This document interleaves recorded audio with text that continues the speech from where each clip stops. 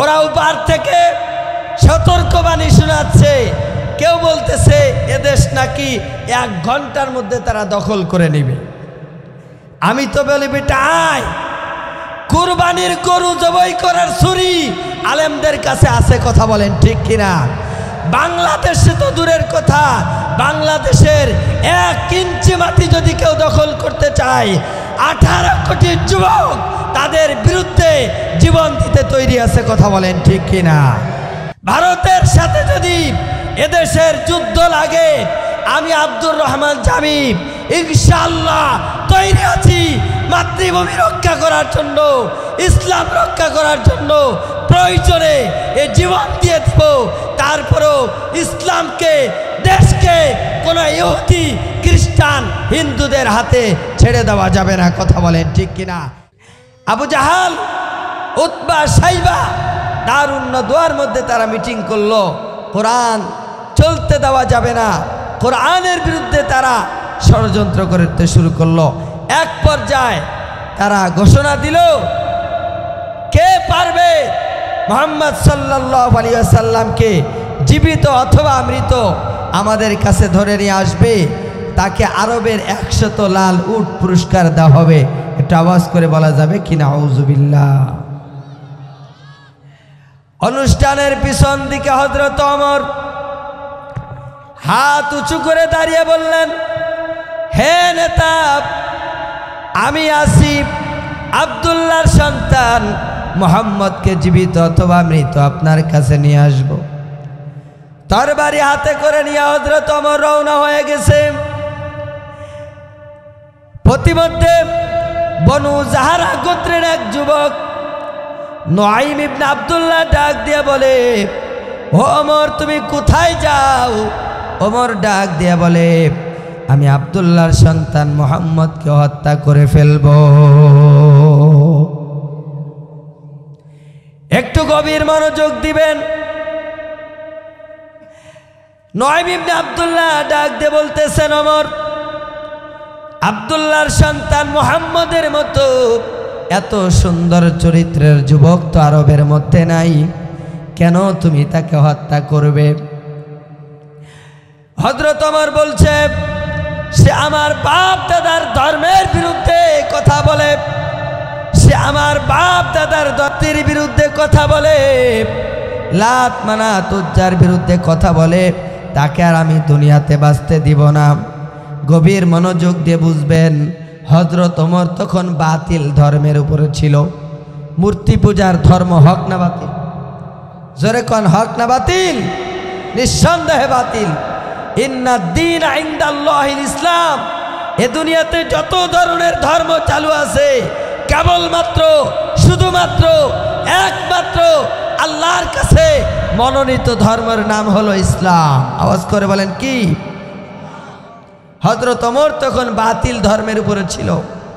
তার ধর্মের বিরুদ্ধে কথা বলার কারণে ওমর যদি সর্বশ্রেষ্ঠ মানুষ মুহাম্মদ সাল্লাল্লাহু আলাইহি ওয়াসাল্লামকে হত্যা করার জন্য রেডি হতে পারে, আমি এই দুহারের লস্কর কান্দার যুবকদের কাছে জানতে চাই, যারা আমার সত্য ধর্ম ইসলামের বিরুদ্ধে কথা বলে, নবীর বিরুদ্ধে কথা বলে, কোরআনকে ব্যান করতে চায়, বাংলার জমিনকে যে হিন্দুত্ববাদী সরকার, ওই নরেন্দ্র মোদী এদেশকে দখল করতে চায়, তাদের বিরুদ্ধে আমাদের প্রতিবাদ করার দরকার আছে না নাই?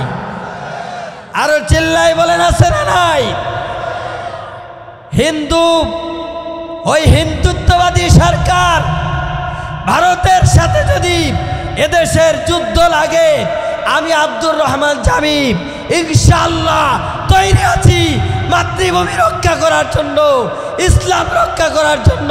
প্রয়োজনে এ জীবন দিয়ে দিব, তারপরেও ইসলামকে, দেশকে কোনো ইহুদি, খ্রিস্টান, হিন্দুদের হাতে ছেড়ে দেওয়া যাবে না, কথা বলেন ঠিক কিনা?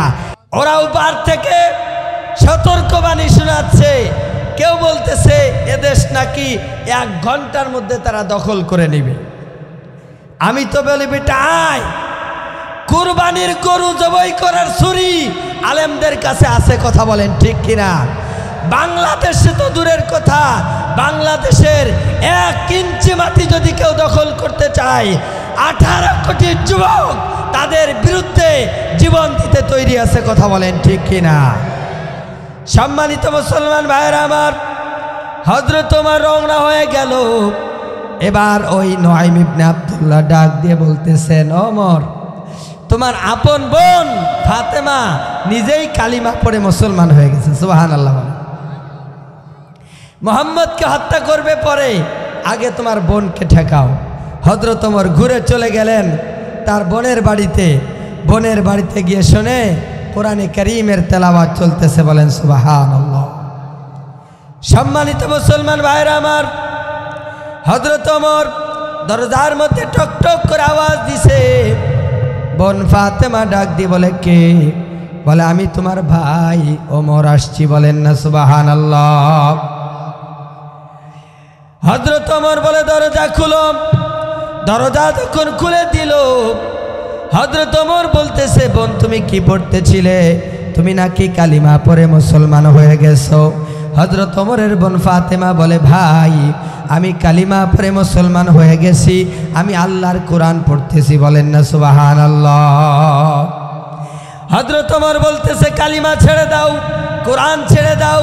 তাই যদি না হয়, আমার হাতের মধ্যে তরবারি আছে, এই তরবারি দিয়ে তোমাকে দুখণ্ড করে ফেলব।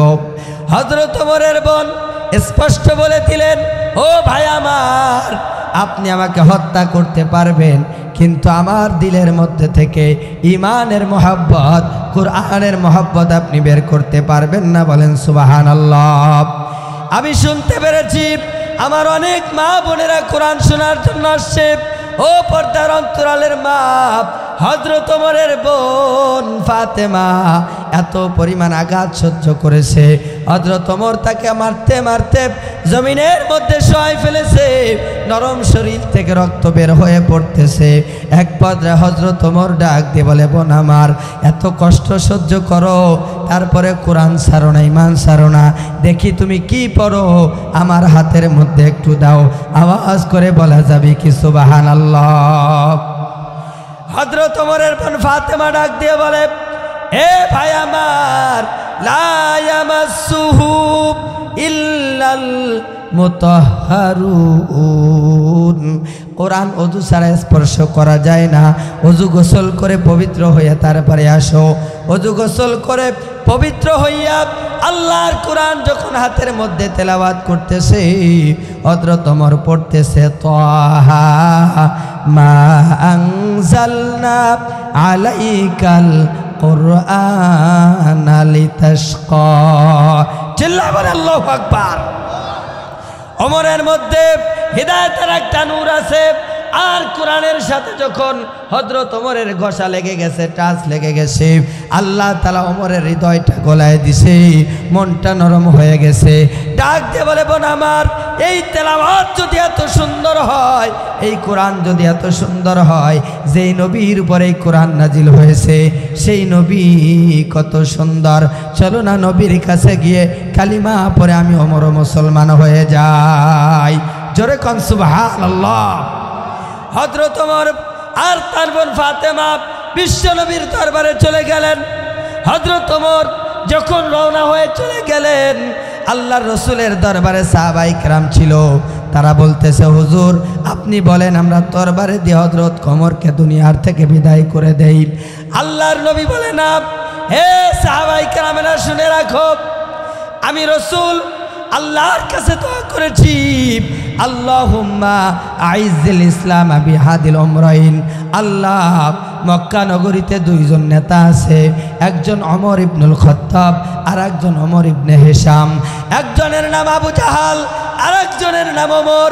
আমি আল্লাহর কাছে দোয়া করেছি, আল্লাহ দুই ওমরের মধ্য থেকে একজনকে তুমি হেদায়েত নসিব করে দাও। আমার মন বলতেছে ওমরের জন্য আমার দোয়া আল্লাহর দরবারে কবুল হয়ে গেছে। আওয়াজ করে বলেন না সুবহানাল্লাহ। হযরত ওমর আল্লাহর রাসূলের কাছে তরবারি জমা দিয়ে বলতেছে, ইয়া রাসূলুল্লাহ, ইয়া হাবিবাল্লাহ, আপনাকে হত্যা করার জন্য আসছিলাম। ইয়া রাসূলুল্লাহ, জীবনের সবথেকে বড় ভুল করেছি। এবার আপনি তরবারিটা জমা নেন, আমাকে কালিমা পড়ায় মুসলমান বানায় দেন। লা ইলাহা ইল্লাল্লাহু মুহাম্মাদুর রাসূলুল্লাহ। সবাই আওয়াজ করে বলেন না সুবহানাল্লাহ। হযরত ওমর কালিমা পড়ে মুসলমান হয়ে গেলেন। এবার ডাক দিয়ে বলেন, ইয়া রাসূলুল্লাহ, আপনারকে কয়েকটা প্রশ্ন করতে চাই। এক নাম্বার প্রশ্ন, আপনি কি সত্য নবী কিনা? আল্লাহ রাসূল বলে, ওমর আমি তো সত্য নবী। বলে, কোরআন সত্য কিতাব কিনা? বলে, হ্যাঁ কোরআন তো সত্য কিতাব। এই দিন আর ইসলাম কি সত্য ধর্ম কিনা? বলে, অবশ্যই সত্য ধর্ম। আল্লাহ রসুলকে লক্ষ্য করে ওমর বলে, আপনি আমাকে অনুমতি দেন, সত্য ধর্ম ইসলামের দাওয়াত আর গোপনে হবে না, এখন থেকে প্রকাশ্যে কালিমার দাওয়াত হবে। চিল্লায় বলেন না সুবহানাল্লাহ। আল্লাহ রসুল বলে, না ওমর, এখনো প্রকাশ্যে দাওয়াত দেওয়ার সময় আসে নাই। আমার ভাইরা, আমার বন্ধুগণ, আল্লাহ রসুল সাল্লাল্লাহু আলাইহি ওয়াসাল্লাম অনুমতি যখন দিলেন, হযরত ওমর তরবারি নিয়ে বললেন, কে আছো? তার স্ত্রীকে বিধবা করতে চাও, সন্তানকে এতিম করতে চাও, আমার সামনে আসো, এখন থেকে কালিমার দাওয়াত হবে প্রকাশ্যে। আবু জাহাল বের হয়েছিল, কে আছে এত বড় সাহস প্রকাশ্যে ইসলামের দাওয়াত দেয়? যখন শুনছে হযরত ওমর, আস্তে করে আবু জাহাল নিজে ভয়ে পলায়ন করেছে। চিল্লায় বলেন না সুবহানাল্লাহ। আমার ভাইরা, হযরত ওমর সম্পর্কে আল্লাহ রসুল স্পষ্ট বলেছে, ওমর জান্নাতি। আর ওমর হলো, আমার পরে যদি কেউ নবী হইতো আল্লাহ ওমরকে নবী বানায় দিতেন। এই সম্মান, এই ইজ্জত একমাত্র আল্লাহর কোরআন। কথা বলেন ঠিক কিনা? আজকে যদি আপনি আর আমি আল্লাহর কোরআনকে ভালোবাসতে পারি, আপনার সন্তানকে আল্লাহর কোরআন শিক্ষা দিতে পারি, আমি, আপনি, আমরা সবাই আল্লাহর কাছে দামি হয়ে যাব। কথা বলেন ঠিক কিনা? কিন্তু দুঃখ, আগে গ্রাম অঞ্চলে বাড়ির পাশ দিয়ে হেঁটে গেলে আল্লাহর কোরআনের আওয়াজ শোনা যাইত, এখন সেই কোরআন তেলাওয়াতের আওয়াজ আর শোনা যায় না। কথা কোন ঠিক কিনা বলেন? আমাদের কাছে অভিযোগ আছে, অনেকে বলে, হুজুর আগে এক বাবা কামাই করত, অনেক বরকত ছিল, এখন স্বামী আর স্ত্রী একসাথে কামাই করে, সংসারে কোনো বরকত নাই। আমি বলে গেলাম, পর্দার অন্তরালের মা, আপনি কোরআন তেলাওয়াত চালু করেন ঘরের মধ্যে, নামাজ চালু করেন ঘরের মধ্যে, আসমান থেকে আল্লাহ তাআলা বরকত দিয়ে দিবে। কথা বলেন ঠিক কিনা? আজকে থেকে এই মাহফিল থেকে আমার পর্দার অন্তরালের মা বোনদেরকে বলবো, মাগো এই আমলটা নিয়ে যান প্রত্যেকটা ঘরে ঘরে। আগামীকাল থেকে সকাল সন্ধ্যা আল্লাহর কোরআন তেলাওয়াত চালু হয়ে যাবে। আর 5 ওয়াক্ত নামাজ মা বোনেরা, পুরুষেরা আমরা সবাই আদায় করব। আল্লাহ তাআলা সে তৌফিক আমাদেরকে দান করে, বলেন আমিন। যুব সমাজ অত্যন্ত কষ্ট করে, মেহনত করে এই সুন্দর আয়োজন করেছে। আপনারা খুশি না বেজার?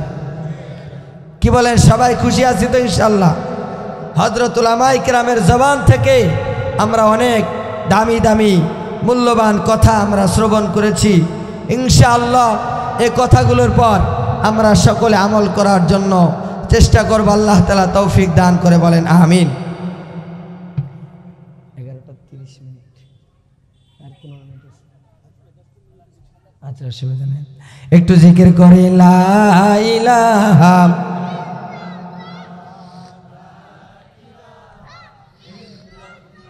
জোরে লা ইলাহা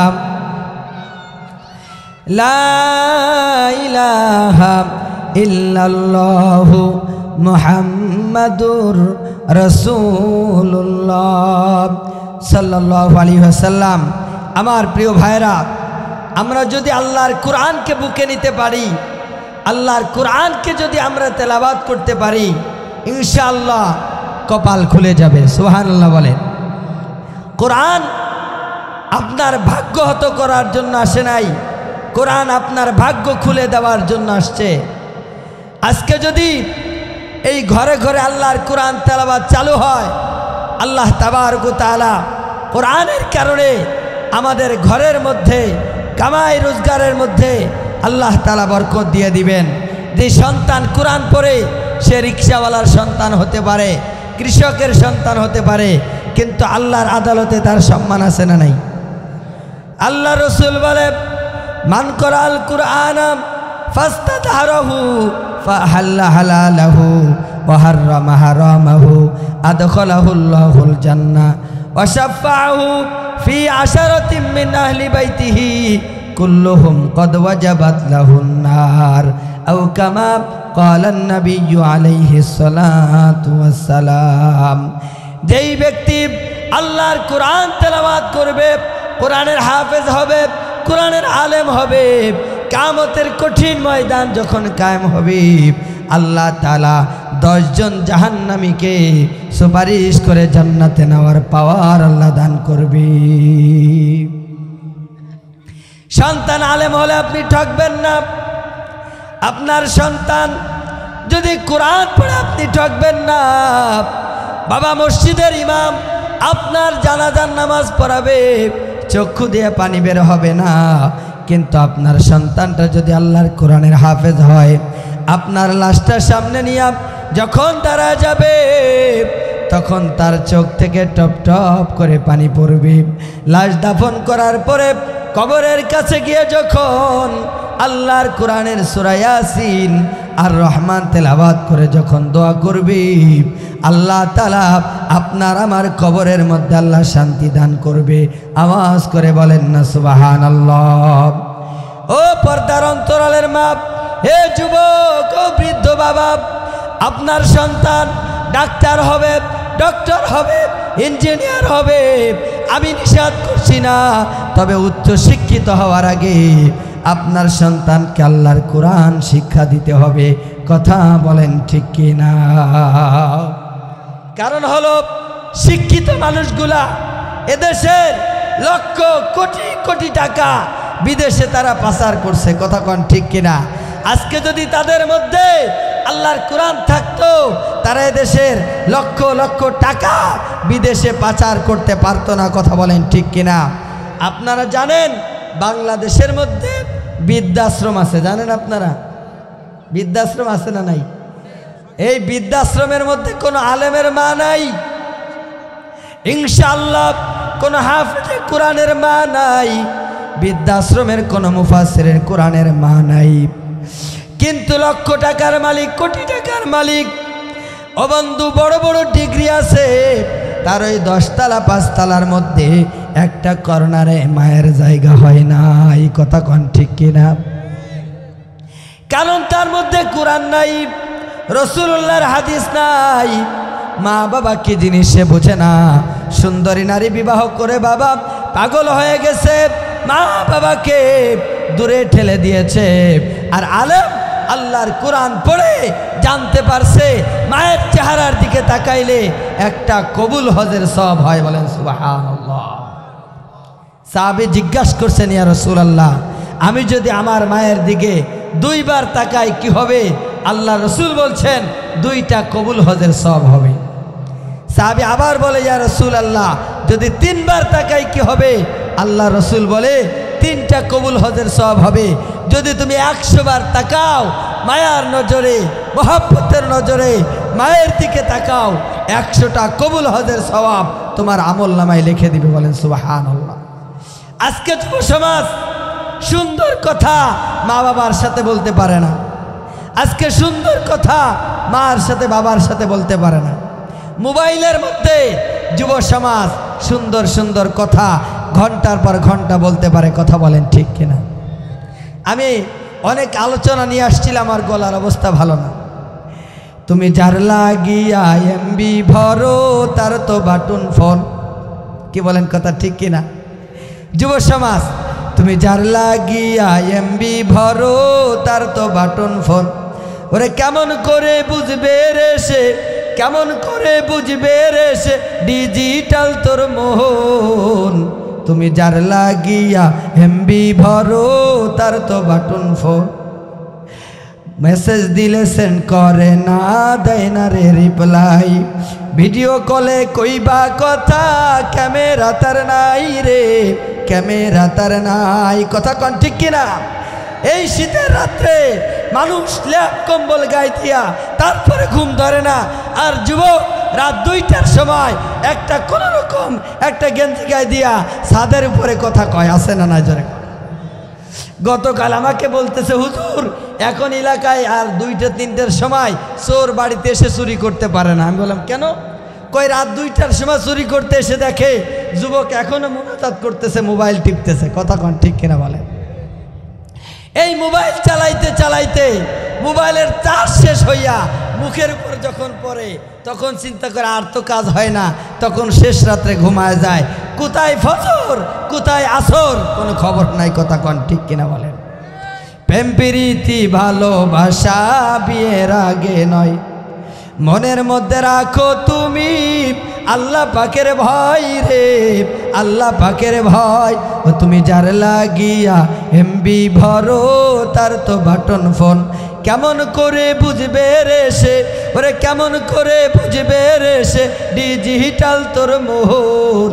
তুমি যার লাগিয়া এমবি ভরো তার তো বাটন ফোন, ডিজিটালে যুগ জামানাই নালক তার মোহন।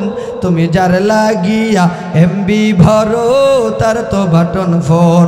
আমি বলবো যুবক তোমার মোবাইলটা পবিত্র করো, গুনার থেকে নিজেকে রক্ষা করো, নিজে আমলটা সুন্দর করো, 5 ওয়াক্ত নামাজ পড়ো, হক্কানি পীরের হাতে হাত দাও, মায়ের কথা শুনো, বাবার কথা শুনো।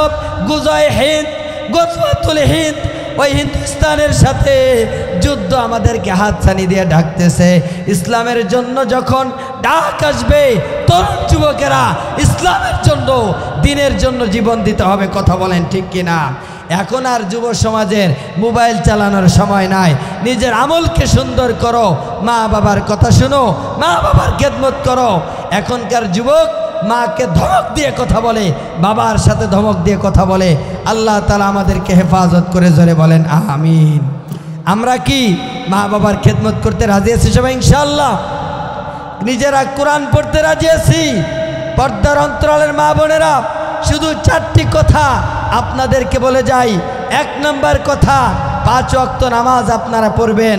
2 নম্বর, রমজানের আর অল্প কিছুদিন বাকি আছে, রমজানের রোজাগুলো রাখবেন, স্বামীর খেদমত করবেন। স্বামীর খেদমত তো আর এখন নাই, এখন স্বামীরা স্ত্রীদের খেদমত করেই তো কুল পাচ্ছে না। কথা কন ঠিক কিনা? কারণ সমান অধিকার, অনেক কথা ছিল আসলে বলার সুযোগ নাই। স্বামীরা এখন স্ত্রীদের খেদমত করার পরে কুল পাচ্ছে না। গতকাল এক মুরব্বী বলে, হুজুর নারী নির্যাতনের কথা বলেন, পুরুষ নির্যাতনের আইনটা পাশ করার পক্ষে কিছু বলেন। কি বলেন? কথা ঠিক কিনা? অবশ্যই এই এলাকার মা বোনেরা অনেক ভালো, আলহামদুলিল্লাহ। এজন্য স্বামীদের খেদমত করবেন। 4 নম্বর, পর্দা পুশিদা মতো চলবেন। আমার সম্মানিত শাইখ মুর্শিদ, আমি হজরতের হাতে বায়াত হয়েছি। আপনাদের সকলের শ্রদ্ধা ভাজন আলেমদ্বীন হজরত মাওলানা মাহমুদুল হাসান তৌহিদি অত্যন্ত গুরুত্বপূর্ণ কথা আপনাদের সামনে পেশ করেছেন। হজরত উলামায়ে কেরাম বলেছেন, এই কথাগুলো আমরা সবাই আমল করতে রাজি আছি কিনা ইনশাআল্লাহ? কে কে রাজি আছি ভাই একটু দেখে ইনশাআল্লাহ। নারায়ে তাকবীর। আল্লাহ কবুল করে সবাই পড়েন আমিন। প্রিয় ভাইরা আমার, আল্লাহ তাবারক ওয়া তাআলার কাছে তওবা করা দরকার। আল্লাহ রসুল সাল্লাল্লাহু আলাইহি ওয়াসাল্লাম বলেছেন, কুল্লুকুম খাত্তাউন ওয়া খায়রুল খাত্তাইনা আত-তাওয়াবুন। তোমরা প্রত্যেকেই গুনাহগার, তোমাদের মধ্যে ওই ব্যক্তি উত্তম যে গুনাহ করার পরে তওবা করে। কার কাছে? আল্লাহর কাছে। এমন কি কেউ আছেন যে আমার কোনো গুনাহ নাই? প্রত্যেকেরই গুনাহ আছে। এজন্য আমরা গভীর রজনীতে গুনাহের জন্য আল্লাহর কাছে তওবা করব, ইস্তেগফার করব। আল্লাহ তাআলা বলতেছেন, কুল, হে রাসূল আপনি বলেন, ইয়া ইবাদিয়াল্লাযীনা আসরাফু আলা আনফুসিহিম লা তাকনাতু মির রাহমাতিল্লাহ ইন্নাল্লাহা ইয়াগফিরুয যুনুবা জামিআ ইন্নাহু হুয়াল গফুরুর রহিম। আল্লাহ তাআলা বলতেছেন, নবী আপনি বলুন, হে আমার গুনাহগার বান্দারা, তোমরা আল্লাহর রহমত থেকে নিরাশ হয়ে যেও না। খবরদার, আল্লাহ তাবারক ওয়া তাআলা ক্ষমাশীল, তোমাদের গুনাহকে আল্লাহ তাআলা মাফ করে দিবেন। কত গুনাহ করছেন, আল্লাহর কাছে খাটি দিলে তওবা করেন। আপনার গুনাহ যদি সাগরের ফেনা পরিমাণ হয়, আল্লাহ তাআলা আপনার গুনাহ মাফ করে দিবেন। খাঁটি দিলে তওবা করি, আল্লাহর কাছে মাফ চাই। আজ থেকে ওয়াদা করি, সামনে রমজান মাস আসতেছে, ইনশাআল্লাহ একটা রোজাও কাজা করব না। আজ থেকে 5 ওয়াক্ত নামাজ পড়ব। আল্লাহ তাবারক ওয়া তাআলা আমাদের সবাইকে কবুল করে বলেন আমিন। 5 ওয়াক্ত নামাজের পরে আর একটা দোয়া পড়ব, আল্লাহুম্মা, সবাই পড়েন, আল্লাহুম্মা বারিক লানা ফি রজব ওয়া শাবান ওয়া বাল্লিগনা রমাদান। 5 ওয়াক্ত নামাজের পরে এই দোয়াটা মা বোনেরা বিশেষ করে খেয়াল রাখেন, মুরব্বী বাবাজিরা, যুবকেরা খেয়াল রাখেন। আল্লাহুম্মা বারিক লানা ফি রজব ওয়া শাবান ওয়া বাল্লিগনা রমাদান। হে আল্লাহ, আপনি আমাকে রজব শাবানে বরকত দেন, রমজান পর্যন্ত আমার হায়াতকে আপনি লম্বা করে দেন। এই আমলটা আমি দিয়ে গেলাম।